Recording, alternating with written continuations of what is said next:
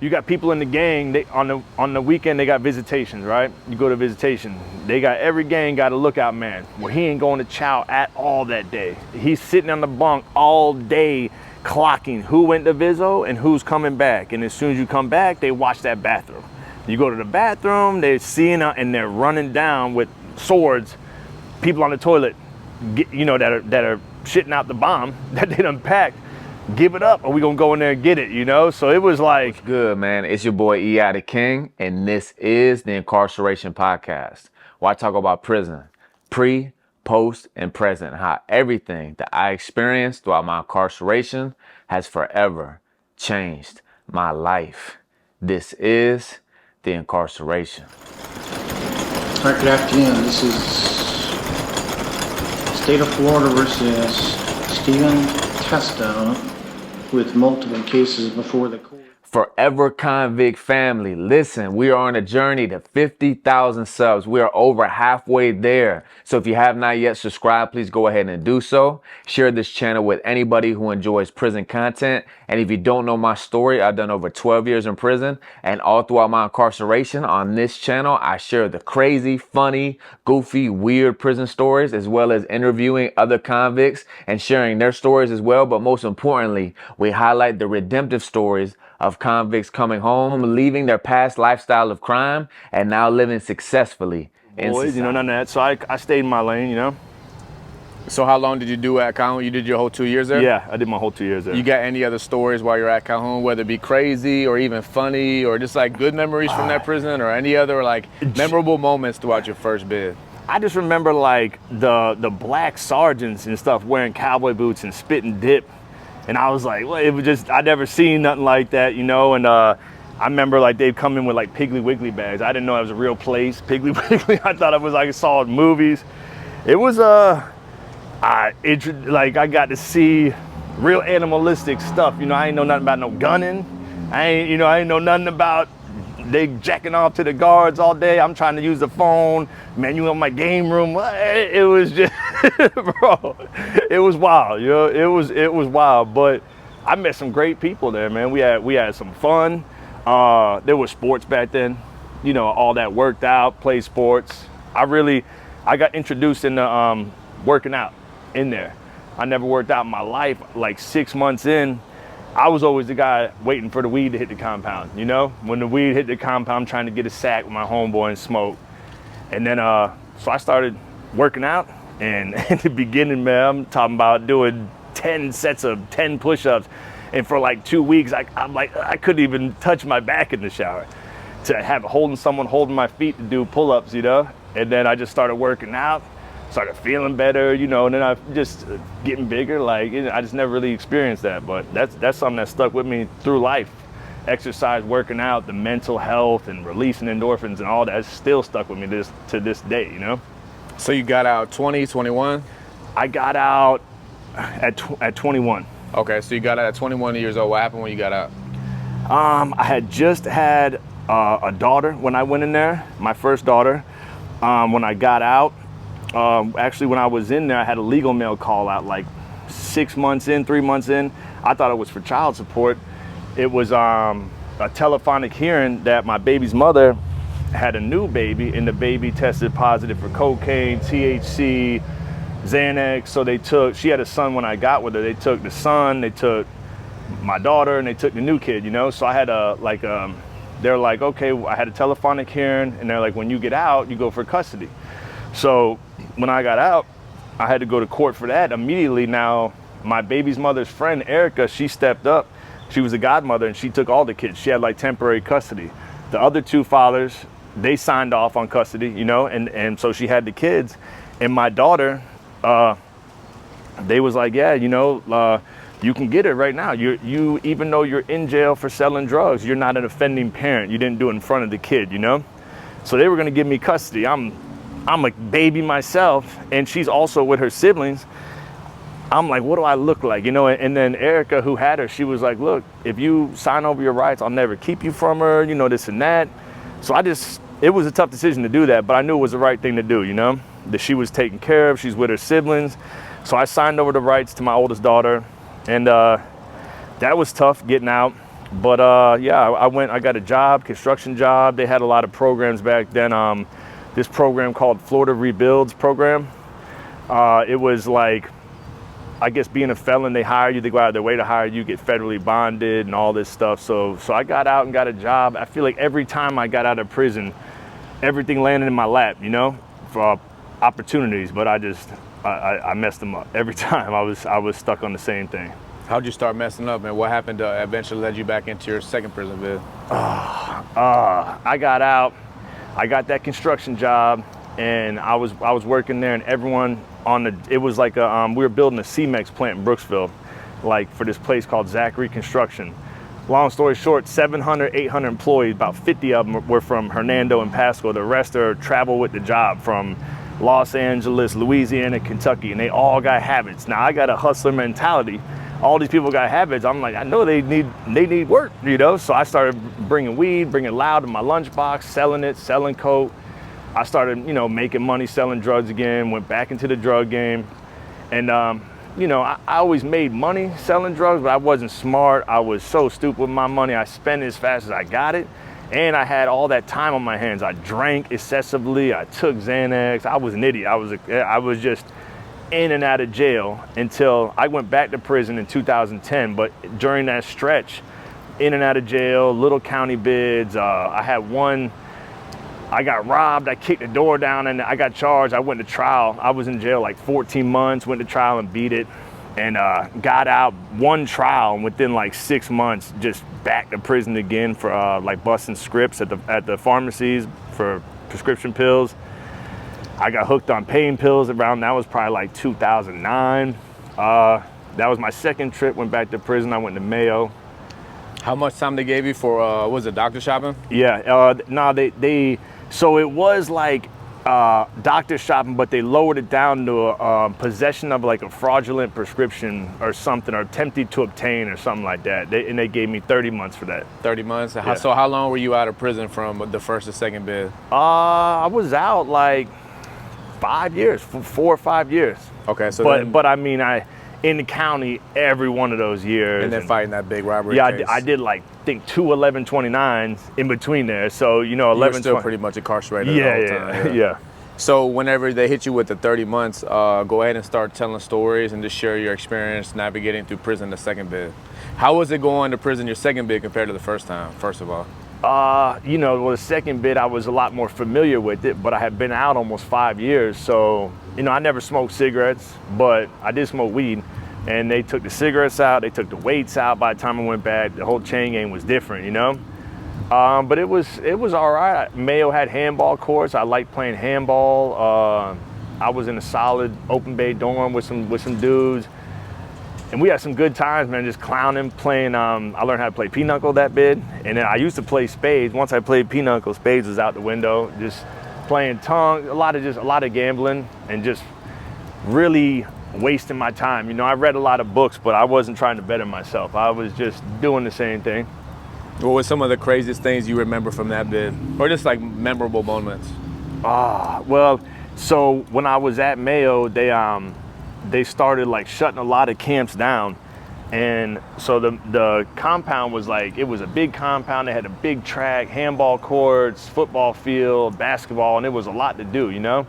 I remember halfway through the bid, they were like, they're shutting the compound down. And so they shut it down and they moved us all to the annex. They had a new prison they opened up brand new, and the annex it's just one big compound. I also have a fire HBO style series chronologically going over my prison experience from day one, all throughout my 12 years in prison. But you got to become a member to this channel. If you're on desktop, that's the only way you can do it. If you're on a mobile phone, you got to do it through Safari, or you got to go to your internet app and become a member. Check out a brief clip right here. He's not directly addressing me. He's not directly addressing anybody. He's just saying it loudly about all the new people. And we weren't the only new people who came in that day. There's people who came in before us. But I'm thinking still he's gonna be the one that tries me.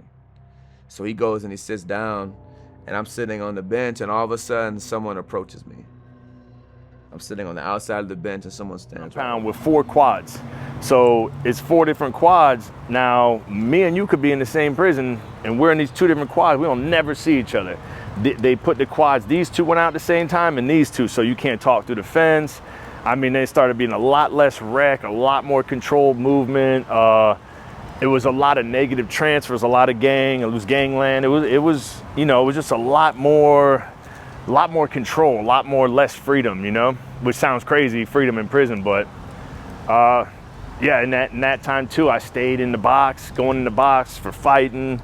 I got 6180, I got popped coming through the center gate, and 6180 is 60 days in the box, 180 days lost of game time for a dirty urine. I'm coming through center gate and the way the chatter like, you popped me, and I just smoked, and I was like, oh man. So going to the box, and it was like, I think it was that bit, I was in there like, man, I'm in prison, every time I'm in jail. Like, explain confinement for the viewers who never experienced, you know, going to prison or jail, or especially confinement. So I know this sounds crazy. When you're in prison, you adapt real quick. You know, some adapt more than others, like be with boys and stuff, you know, sexual, they really adapt, you know. But when I say adapt is, you try to get comfortable, you know, you get in a groove, you get a group of friends, you play cards, you get workout schedule, whatever, you got your life, you try to adapt and do the time, don't let the time do you. Well, you can take a shower whenever you want, pretty much, you got count time and this and that, but when you go to the box, whether you get 30 days, 60 days, you get 3 showers a week, you handcuffed and shackled, you in a box by yourself, you get trays through a flap, with you begging for a seasoning pack or a coffee bomb, you know? You go to the shower 3 times a week, Monday, Wednesday, and Friday, and you handcuffed and shackled. It's usually a cold shower. You walk in there. I mean, it's really, you don't have nothing in your property but the Bible. You get 1 book, the Bible. They got runarounds that'll bring you a book or something, but you know, it's a real, I've seen it really break people down mentally. Or I've seen it like me, I really kind of found out who I was, you know, like it's really get to know yourself in there. That's real. Any other memories from that prison and from that bid?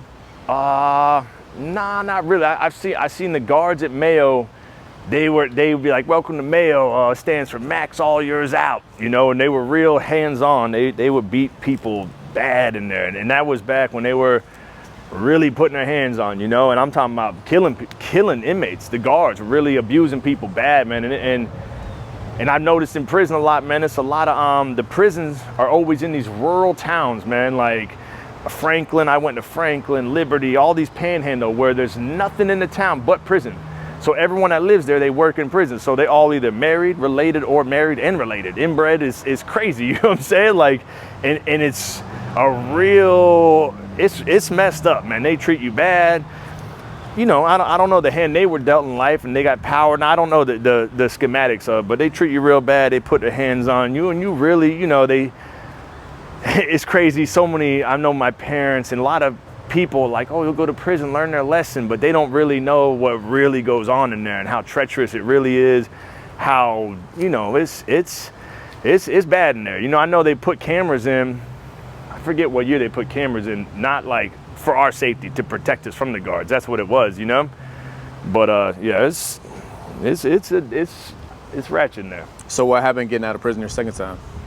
I got out of prison my second time on CRD. CRD is conditional release. So in Florida, you got to do 80% of your time, and so say I got 10 years, right? And 80% of my time, I got to work to get the 2 years off, 20%. So you get that time off, you go home early, but you don't get it off. You got to do it on parole and pay them. So it's really, you're doing 100% of your time. So I had like 4 or 5 months CRD, and I remember I was driving. I got out October, and it was Christmas. I was driving to my daughter, my youngest daughter. She was born while I was in prison that time. I got out, and it was Christmas. I was going over there, and I got pulled over on the way home. I had no license. I'm on CRD. So I violated, back to jail, back to prison. They gave me a CRD violation, 24 months. So you went back to prison for 24 months just for driving without a license? Habitual driving, habitual. They gave me 24 months. Violated my CRD. I went back to prison. Man, that must have sucked, huh? How long were you out at that time? 2.5 months. Bro. Yeah, you ready? It gets sucked. worse. It gets worse. So I went to a sweet camp that time because it was driving. It wasn't like a violent or crime or nothing. So I went to Gainesville work camp. They had dogs on the compound, they had a dog program, and it was like, man, it was sweet as far as a camp. The doors were open all day. There was a little rec yard, but it was so sweet. And for someone like me, a loose cannon, a wild card, it was too sweet. I'm getting busy, I'm bringing in Xanax, I'm bringing in loud, I'm smoking, I'm taking Xanax, I'm wilding out. So I crashed, went to the box. They didn't have no box there. You had to go to Lancaster. They made an adult camp. It used to be a JIT camp. I went to the box there and got out there. It was wild too at that camp. And I remember I get out that bid in 24 months. No CRD because I maxed my time out. I had like 9 days game time. I get out. I'm out of prison a month, 5 weeks. I'm at the bar in my local hometown. I'm with this girl, this little Spanish girl, you know, we're just hanging out, not my girlfriend, nothing, just a girl. We're at the bar. I'm taking Xanax, I'm drinking. I had a pretty much a bad drinking problem most of my life. I'm at the bar and we're sitting there and this guy, and this is like a local bar that I grew up in this town. It was called Legends. Everyone knows me, I know everyone, you know, this bar. So we're walking and this dude comes in and you could just see it. He's just got pressure off and he's coming, he's starting shit with everyone, right? Walking around. So he's mingling around and I'm looking, I don't care. I'm out of prison 5 weeks, no parole. I'm happy I'm with this beautiful girl. So he comes around and this girl I'm with, she's like, yo, you're a freaking loser. Like, why don't you go home? Nobody wants you here. And I'm like looking at her like, what? So now this time I'm swole. This time I'm working out in prison. I come out and I'm healthy, you know? So he's like, bruh, he's like, get your bitch on a leash, bruh, bruh, bruh. And I'm not mad. A, it's not my girl, but B, you know, I'm like, all right, man. I'm like, go home, man. And I'm dressed like, you know, I always dressed kind of preppy-ish, you know? So he's like, man, get your bitch on a leash. And I'm like, bro, just go home. Like, don't be a statistic, you know? He's like, statistic, pretty boy, what you gonna do, man? And I'm like, bro, just go home. So this dude swings on me, right? And it was like, I swear, like Matrix, slowed down, right? So he swings and I'm just like duck it and Hayukin, right? Mind you, I'm on Xanax and drinking Jaeger bombs before I get to the bar. So I had dealt with some anger issues in my life too, right? So I black out. Well, apparently I'm just hitting him. He's on the ground, I knocked him out and I'm hitting him and his head's hitting the ground, knocking out, waking back up on the concrete bar floor. Needless to say, you know, I leave out the back, cops come, the dude goes to the hospital, they come to arrest me. I'm like, damn, I got 6 witnesses, the bartenders, all these people that know me. They're like, this dude's the antagonizer, he started it, blah, blah. So I bond out. They give me with battery and great bodily injury. He got fractured his cheekbone, got rods in his face and stuff, right? So I got all these witnesses showing up saying this dude was the aggressor, he swung on me, he was antagonizing everyone. The state attorney was like, well, your background, you got past violent charges, you know, this and that, and you took it above and beyond self-defense by permanently disfiguring them. So they offered me 48 months. Wow. And I'm like, what? And I'm thinking like, I don't even need a lawyer. You know, I got a PD, so I got this lawyer, I got it down to 30 months. And mind you, I'm out 5 weeks again, and I'm like back to 30 months. And I mean, you know, you've done time. Anything 3 and under is a sweet bid. It's crazy if someone's never been to prison, but 3 years is like nothing, you know? So back to prison I go again. Went to Franklin, another one way up in the Panhandle. It was just since my second time going, I was just back to back to back. And this is your third bid right here? That was my third bid, yeah. That was your third bid? No, I might have been my 4th bid. Yeah. Went the first time, went back for driving. No, went back for this, yeah. D letter, yeah. So this is your third time right here that you were saying that the story you just mentioned? 3rd or 4th. Yeah. Yeah. Okay. Did you go into prison any more after this? Yeah. Okay, hold on. So at this prison bid, when you go to the prison for the 30 months for the bar fight, what prison did you go to? And just briefly explain that bid, any memories you got from that prison bid. I remember I went to Franklin, and it was in the Guinness Book of World Records for having the smallest town, and their police department used to be a phone booth or something. This is like in the Guinness Book of World Records, Franklin CI. Way up in the Panhandle. I got introduced to sand gnats and all that there on the rec yard, get bit up. And it was, at this time, I was just accustomed to it, you know. I'm just looking for my groove, and I ended up going to a work camp. I could never go outside the gates. I'd never been outside the gate in my life, violent crimes and stuff. I think I had domestic batteries from my first girlfriend or something, and that hindered me from going out the gate. But I remember I went to a work camp, and I had a girl on my team riding, and so people were going out, so I was getting cartons of cigarettes dropped off to them, the crew. A carton of 305s was $13 that she was paying for it. She dropped 4 or 5 cartons off. I don't want to expose the game. I know it's gonna be on the podcast, you know, but so she dropped the cartons off.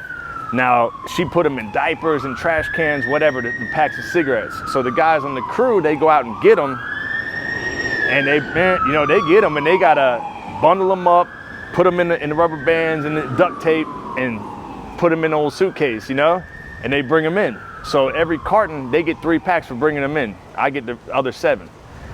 And I was selling them on the wire. I was selling a cigarette. A Cadillac goes for $20. What's a Cadillac for the viewers who don't know? A Cadillac. And a wire, so just be clear. Yeah. Okay, so on the wire, it was, at that time, there wasn't no Cash App, I don't think. So it was like Western Union, PayPal or something like that, Green Dot card. And that means that you're on the phone. Now, all the phone calls are monitored, so there really wasn't too many jacks back then in the chain game. It was like it was beginning to be a thing. A jack is a phone, a cell phone that someone smuggles in. But so you're on the phone with your people and trying to talk cryptic, you know, about sending some money, and then you got to get confirmation. People telling you they sent it, and your girl saying she ain't get it, and they want their stuff. Man, I ain't got it. I'm not giving it to you. A carton of cigarettes was 305s. They were the brown cigar ones. $13 on the street. A carton was technically 7 packs. Like if you were to send it $100 on the wire. So $100 Western Union would get you a carton of cigarettes. I think a pack was like 25 maybe on the wire. But a Cadillac is one whole cigarette, $20. And then they sell plugs. They break a cigarette down into 5 pieces. 5 little pieces like that, and they sell them for $2.50. You could probably get one for your chicken on chicken day on Tuesday night. You bring back a bird, the barnyard pimp, you can get you a plug. Cigarettes was real currency in there, you know, real baller type stuff. But yeah, so I did that for a while, and this one guy, they had Tunchi. I got introduced to the Tunchi, which is spice, which is K2, which is synthetic weed.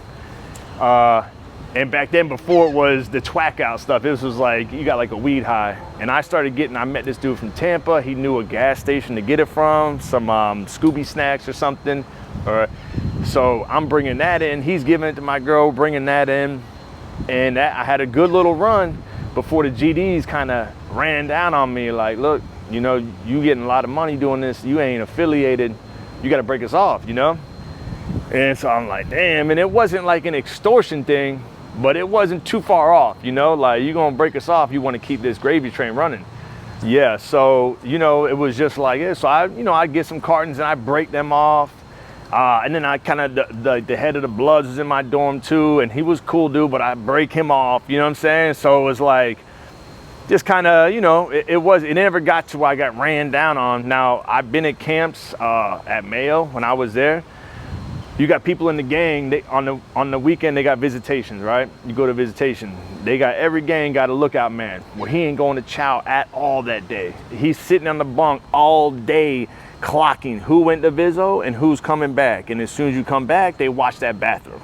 You go to the bathroom, they're seeing and they're running down with swords, people on the toilet, you know, that are shitting out the bomb that they done packed. Give it up or we gonna go in there and get it, you know? So it was like, it never got to that for me. I greased the right fingers and kind of did the politics, you know, and I was at camps where it was ratchet. I don't know, I was kind of stand-up dude, and it just, everything kind of worked out for me, you know? But also I get, they do random searches in the middle of the night, and I got stuff everywhere. I done took hits for cartons and bombs and get arrested. I thought I didn't have bombs. I got a little cloth sack that full of like weed, full of K2. I get caught with. I'm like, damn, go to the box again, go to the box. So you get out, and then that's all the memories you got for that prison bid? Yeah, I think so, yeah. So you get out, and then what happens whenever you get out?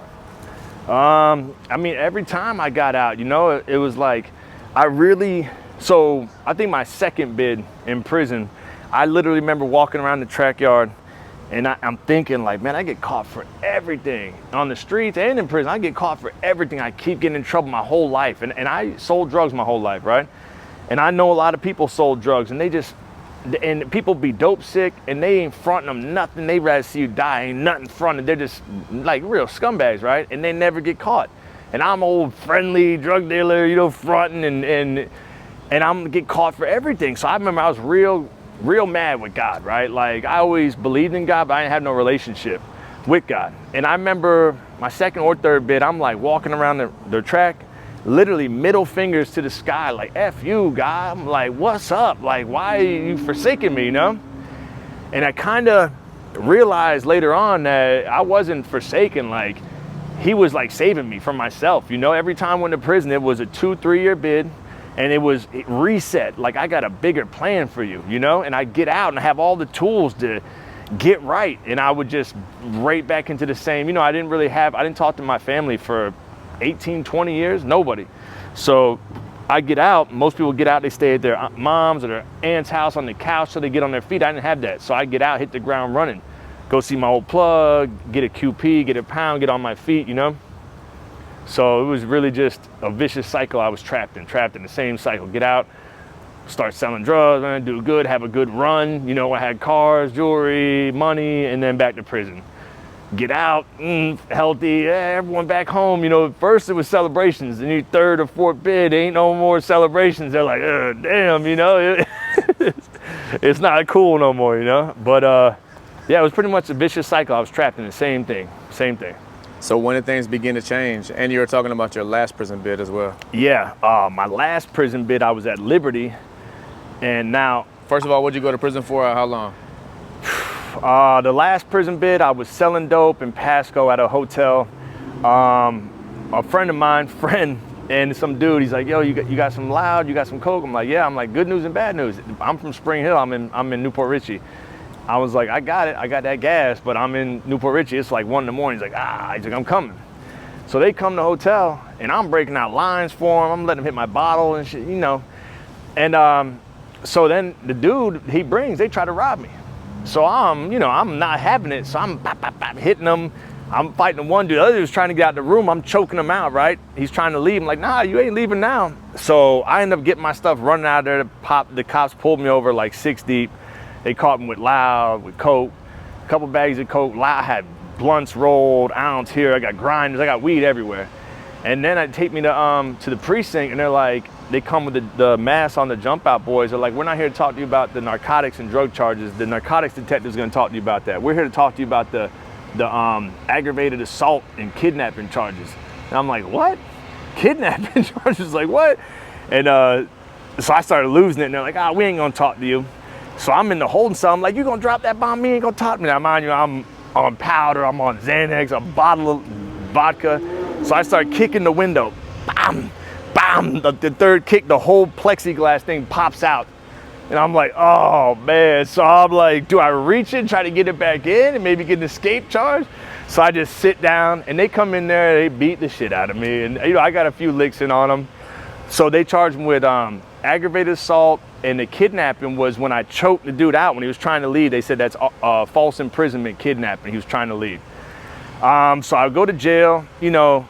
One of the dudes was like my friend, so he's like, bro, I'm not gonna show up, bro. You were tripping. I'm like, I'm tripping. You know, like, you, what the hell? So then COVID happened. So when I was in county jail, COVID, everything shut down. Misdemeanor people were getting released. I mean, it was crazy. You hear about the COVID, no court dates, no PD visits. Everything's on the screen. I'm sitting in there like, man, the guards are coming in. They used to come in, line up for trays, pass the trays out. Now they're coming in, hazmat suits and the mask, just pushing the tray cart in and getting out the door. I'm like, we gonna die. Like, it was nuts. We didn't know what was going on. You can't watch the news in jail. They don't play the news in my county jail because I guess someone a chomo or child molester done raped some kid. So they came in and they saw the news and they killed the dude. So you can't watch the news. So we don't know what's going on. We just in there, you know.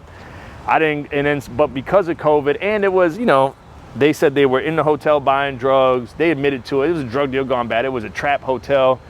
So they were offering me 60 months. I scored out to 60 months on the low end. Prison Reoffender Act, which is if you catch a felony within 3 years of your release from prison, you get the Prison Reoffender Act, which is like an enhancement, 10 or 15 years enhancement. Career criminal, because it was a career violent criminal. They tried to do all this stuff. But because it was, you know, a drug deal gone bad, they were, whatever, it's COVID, they're like, look, we give you 24 months, you know, and I like broke my wrist signing. Bro, you got spared, bro. Yeah, I was in the county, but you know, it was crazy. And I know these dudes weren't showing, they knew. It was like, come on, man. COVID really spared me though. They was just cutting deals. So I was in the county 16 months or something, you know, and I went to Liberty CI, and man, that was, at that time with COVID, man, you went to rec maybe once a week. You go to canteen maybe once a week. All day they were serving chow all day because they had the social distancing. So it was 2 to a table. And by this time in my career trajectory, when I first went to prison, I remember my first meal. I do remember at Orlando. Didn't know I am a rapper. My artist name is E.I. the King. Check out my music on all streaming platforms. Go to my other YouTube channel, E.I. the King. Check out my music videos. And I'm also releasing a documentary all year. It's really a docu-series. And every Wednesday, I drop a new video. As we've been documenting my transition home from prison and society, from the day of my release, we had a film crew at the gate just documenting my transition home from prison, now in society. Check it out on one of these links above.